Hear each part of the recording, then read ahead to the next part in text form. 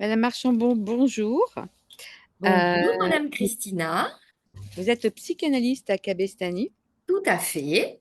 une psychanalyste du ça, une psychanalyste que j'appellerais nouvelle génération, une psychanalyste qui s'interroge sur elle, une psychanalyste qui grandit à côté de ses patients, qui accepte le mouvement qu'elle a en elle, qui travaille régulièrement, qui appelle son superviseur régulièrement, Tous les jours. euh, tous les jours, Tous les jours. qui ne fait pas de scission entre ce qui se passe dans son cabinet et ce qui se passe dans sa vie privée au niveau émotionnel, car tout est en lien. Je vais vous laisser, parce que moi je parle beaucoup, je vais vous laisser, vous savez, Madame Archambault, que vous avez mon plus profond soutien et ma plus grande estime, ma plus grande admiration en tant que femme et analyste. Je vous laisse parler. Ben Présente-vous. oui, je suis psychanalyste donc sur Cabestany. Je suis rentrée dans la psychanalyse sur le tard dans ma vie après avoir essayé de m'élucider moi-même et comprendre ce que j'étais au fond de moi. Et je pense que la psychanalyse n'est pas pour moi un métier, mais en fait, il correspond à ce que je suis. Donc, je ne travaille pas, je deviens et je suis. Ça, c'est très important pour moi. La psychanalyse, pour moi, elle a été intimidante au départ dans le sens où nos pères PAIRS euh, m'avaient conforté dans l'idée d'une psychanalyse très cadrée, très dogmatique, non, enfin, très cadrée et très régie par une certaine déontologie. Et puis, au fur et à mesure des années, très naturellement, sans que je m'en rende véritablement compte avant que ma superviseuse ait mis le doigt dessus, euh, j'ai intégré à ma psychanalyse ma personnalité. Et alors, ben, je suis une bavarde, c'est comme ça. Mais pas une bavarde pour rien dire, je pense pas. Ma psychanalyse, elle se tourne vers mes émotions, les émotions du patient, mon travail sur mon soi, mon ça, mon moi, mon surmoi. Et ça me permet, je pense, de pouvoir guider mes patients à découvrir toutes ces facettes de leur instance psychique, de leur structure à eux. J'ai pas envie de me cacher dans des cadres déontologiques. J'ai pas envie de pas dire quelque chose parce que Papa Freud ou Papa Lacan avait dit qu'il fallait éviter de le dire. Voilà. Je suis une psychanalyste avec ma personnalité, sans pour autant faire du n'importe quoi et du hors cadre. Mes patients n'ont pas l'air de s'en plaindre. Je remarque qu'ils me témoignent leur grande avancée à mes côtés. Voilà, tant mieux, c'est eux qui font le job, hein. Moi, je ne fais que leur mettre le doigt dans la prise de temps en temps et leur faire part euh, de leurs émotions. Et puis, euh, et puis la psychanalyse aussi, c'est peut-être aussi savoir entendre ce que on ne me dit pas, observer, ressentir. Parfois, il n'y a pas de mots pour dire ce qui se passe dans le cabinet entre mon patient et moi. Il y a une émotion, des fois c'est un onomatopée qui va faire que on va comprendre ce qui se passe. Je pense que c'est très, très, très intéressant de pouvoir ouvrir l'autre à ses émotions.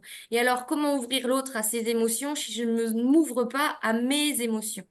Je pense pas que ce soit possible. Alors voilà, quand on vient voir Madame Archambault en psychanalyse, on échange beaucoup, on ressent beaucoup, on pleure beaucoup, on rit beaucoup. Euh, on s'autorise au silence parce qu'il n'y a pas toujours de mots pour dire ce qu'on ressent. Euh, et ça bouge. Et ça bouge.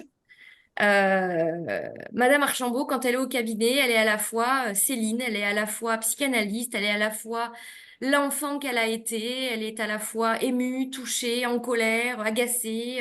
Et voilà, et c'est comme ça. Et on pousse ma porte pour ça, je crois.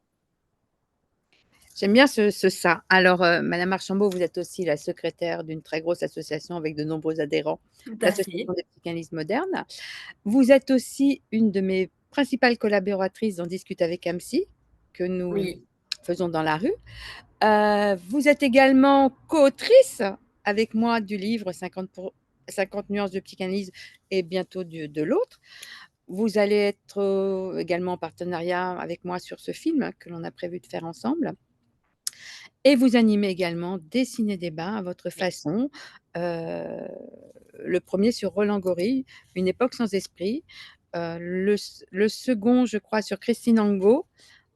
Christine Angot et avec Xavier Gaillan aussi. Voilà, Antonio Fischetti. J'ai rencontré grâce à l'APM et à ma participation à l'association beaucoup de réalisateurs, de journalistes, d'auteurs qui ont enrichi parce que je ne suis pas psychanalyste, je le deviens. Et à chaque rencontre que je fais à travers l'association, à travers ma vie privée, mon cabinet, je grandis beaucoup. Bah, peut-être parce que j'ose me poser mais les questions qui dérangent. Et alors là, j'appelle ma superviseuse en me disant, ça va pas, j'ai pas la réponse. Voilà, non, oui, oui, c'est très, très riche. Et puis à partir de la rentrée, je vais être intervenante et conférencière. Je me régale. C'est ce contact à l'humain, ce contact à l'histoire de l'humanité, à l'histoire avec un grand H et avec un petit H. Nos histoires à chacun d'entre nous constituent l'histoire avec un grand H de cet appareil psychique humain qui est passionnant et qui, si on s'y attarde, demande à encore, encore, encore à ce qu'on recherche, à ce qu'on comprenne. Freud, comme tu dis, Anne-Marie nous a donné les clés, mais pour en ouvrir toutes les portes, pas pour rester à 100 ans d'histoire de psychanalyse. Elle est très jeune, la psychanalyse. Elle peut encore grandir et grandir si on ose tous émettre nos suppositions, les partager, réfléchir ensemble, ne pas être d'accord ensemble, mais s'écouter avec bienveillance et non-jugement les uns les autres pour construire une pensée analytique sans jamais en faire une vérité universelle, mais peut-être un chemin sur lequel on peut tous réfléchir. Et c'est ça qui est passionnant. C'est passionnant. Madame Archambault, vous avez toute mon estime, vous le savez. J'invite les gens à pousser la porte de votre cabinet, mais votre staff est quand même un éternel bavard, Ah oui, oh comme tout oui, psychanalyste qui se respecte, en fait. Un psychanalyste en oui. devenir qui se respecte. Et Oui, c'est ce mais que mon j'ai ça, il fait. n'est pas bavard depuis longtemps. Il est bavard depuis que j'ai accepté de l'écouter et de le laisser sortir. Alors, il est encore cloisonné par moments. Je le sais, je le sens, je sens ce mouvement en moi où je cloisonne, je décloisonne, je cloisonne, je décloisonne en fonction des situations personnelles dans lesquelles je me trouve. Mais j'ai envie de dire, ben, je suis un être humain et puis c'est déjà bien que j'en ai conscience et que j'accepte d'en ressentir le mouvement.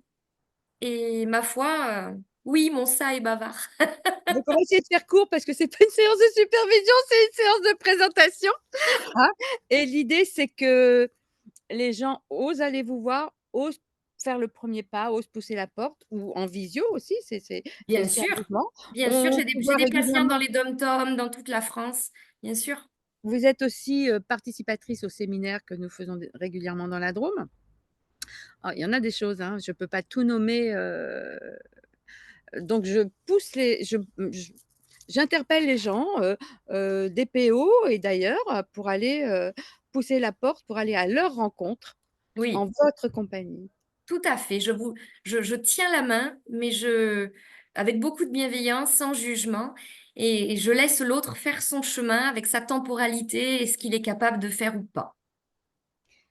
Madame Archambault, je vous remercie pour cette présentation très humaine Merci à et vous de m'avoir en laissé cet espace. au revoir. Au revoir.